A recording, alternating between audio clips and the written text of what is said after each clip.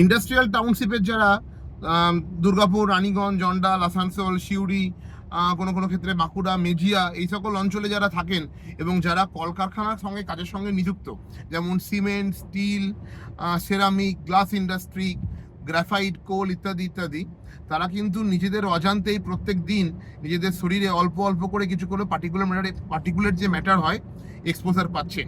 এবং আপনারা হয়তো নিজেদের অজান্তেই দেখবেন একটি লাংসের রোগ হয়, তাকে বলা হয় ILD। না, আমি কোনো ভয় দেখাচ্ছি না, আমি শুধু আপনাকে সাবধান করছি।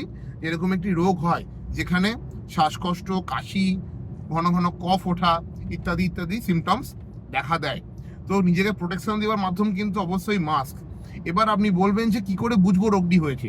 প্রতি বছরে কিন্তু 2বার করে হলেও পালমোনারি ফাংশন টেস্ট করবেন। এই টেস্টের মাধ্যমে আপনি জানতে পারবেন আপনার লাংসের ক্যাপাসিটি এবং ক্যাপাবিলিটি কতটা আছে।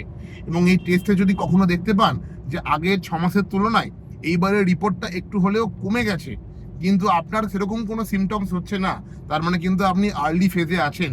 ইমিডিয়েটলি টেক অ্যাকশন, তাহলে কিন্তু আপনি সঙ্গে সঙ্গে ভালো হবেন এবং তাড়াতাড়ি নিজের যে লাংসের রোগটা হয়তো ডেভেলপ করছে ওটা কন্ট্রোলে আনতে পারবেন। ধন্যবাদ।